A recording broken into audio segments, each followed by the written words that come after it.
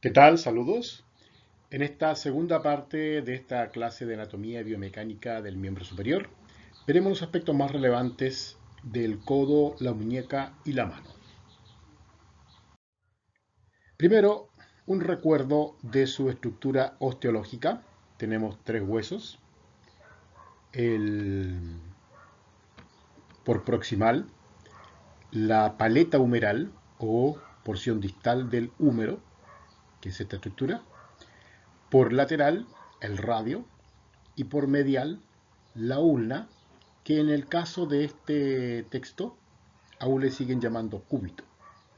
Los elementos más relevantes de la parte humeral son por lateral el epicóndilo y por medial la epitróclea. Las superficies articulares son esta, que es el cóndilo humeral o capitellum, y la tróclea humeral.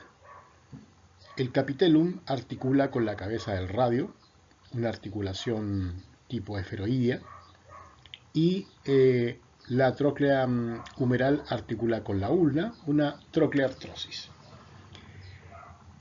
Esto permite el movimiento de flexión-extensión en el plano sagital, la cual, del punto de vista motriz, está realizada por los músculos que ustedes pueden ver en el escrito aquí en lateral. Esta visión anterior, en esta visión posterior podemos ver el olecranon, que es perfectamente palpable por cualquiera de nosotros. Seguimos viendo la epitróclea, el epicóndilo.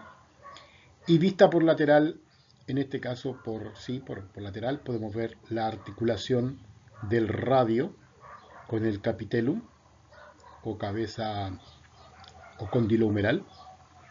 Y podemos también ver por medial la articulación de la ulna con la tróclea humeral. Aquí con mayor detalle, en este dibujo, podemos ver los elementos, los ligamentos, las cápsulas articulares, ¿ya?, que unen el húmero con el radio y el cúbito o ulna. Ligamentos colaterales, lateral, medial. Y acá un mayor detalle de los elementos articulares. El capitellum, que articula con la cabeza del radio, y la tróclea humeral, que articula con la correspondiente superficie articular de la ulna, con sus elementos que limitan la flexión y la extensión, como es la fosa coronoidea, y por detrás veríamos la fosa olecraniana.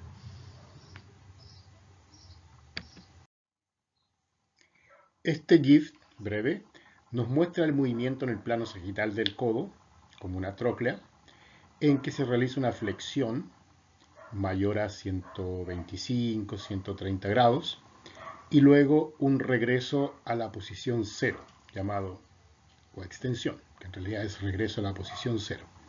Ambos huesos, ulna y radio, se mueven como uno solo, articulando con la paleta humeral.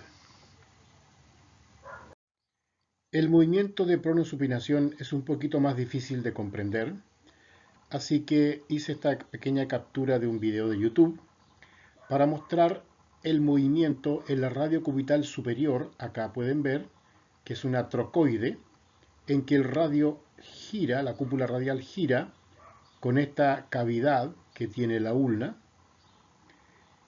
y luego cuando nos vamos hacia distal podemos ver la radio cubital distal en que hay una cavidad por parte del radio.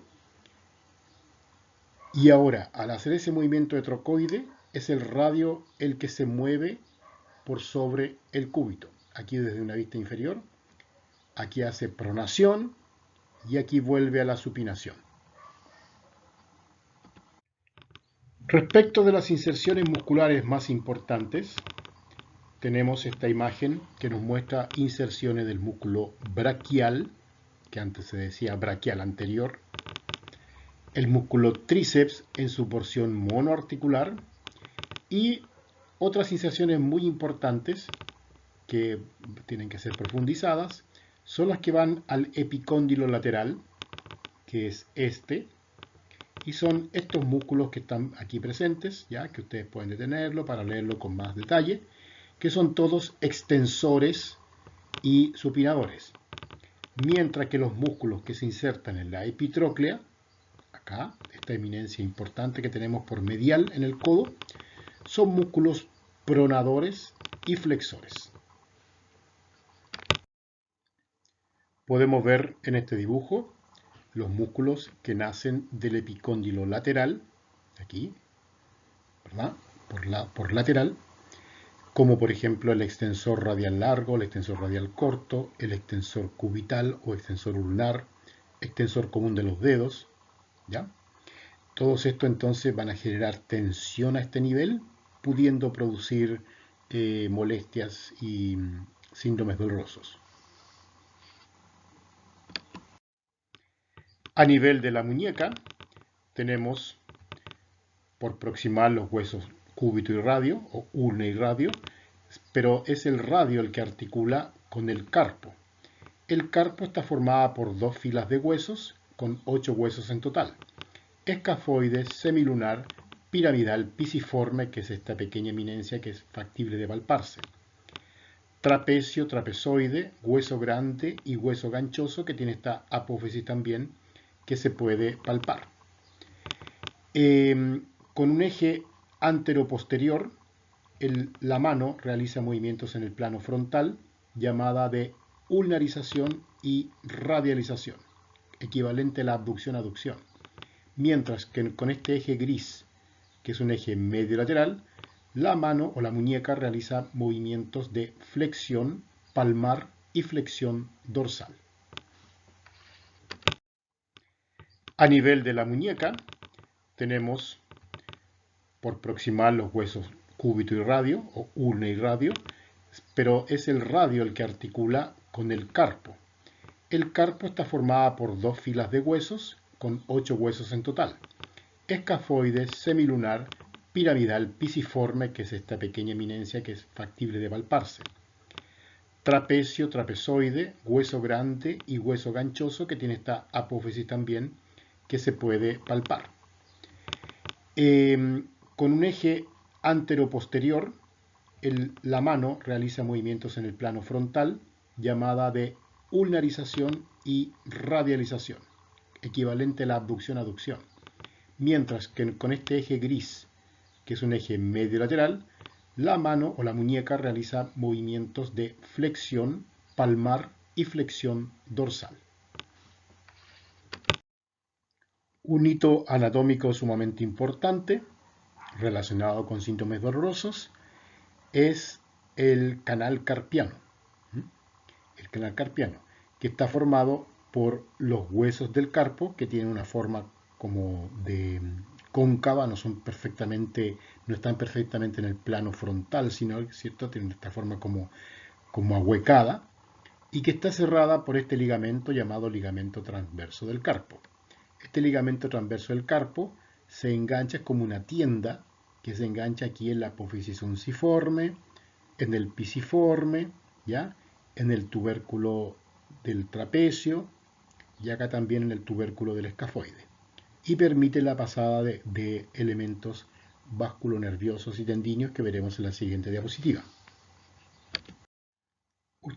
Ustedes podrán detener esta presentación para leer con detalle los elementos de tendones y nerviosos, que en este caso el relevante es el nervio mediano, que pasa por este túnel carpiano y que más adelante veremos que es fuente de molestias y de limitación funcional.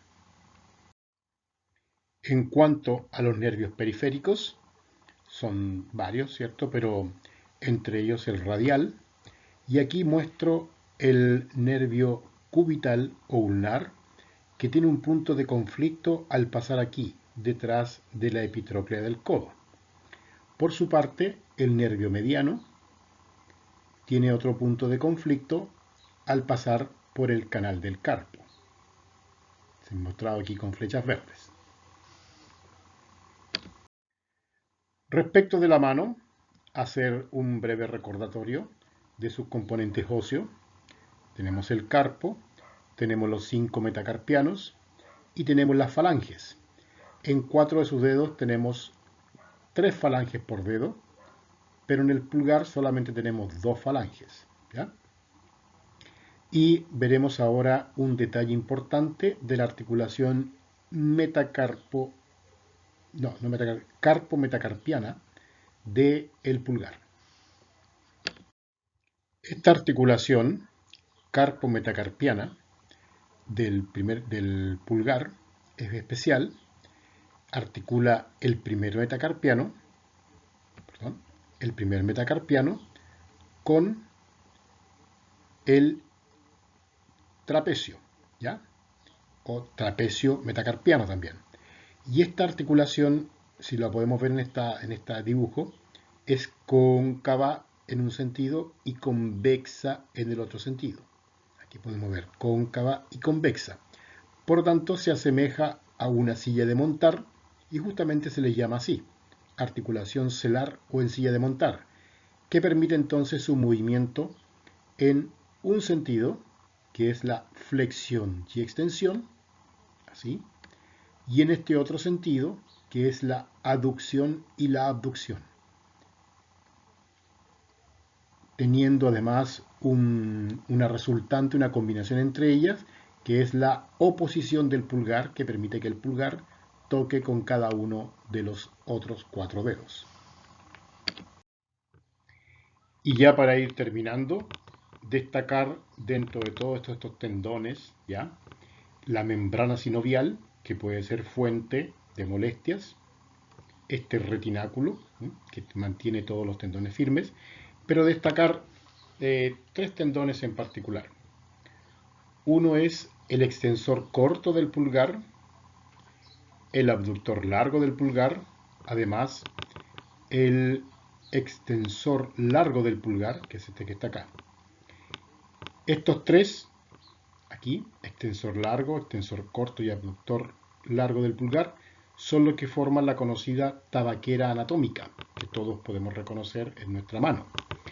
Y de estos 3, estos 2 son una fuente de problemas al producir la famosa tenosinivitis de Kerbein, que será visto en los próximos módulos. Ahí. Muy bien, hemos repasado en 2 partes los aspectos más relevantes de la anatomía y biomecánica de miembros superiores que deben ser conocidos para poder entender posteriormente los síndromes y lesiones más importantes. Ha sido un placer.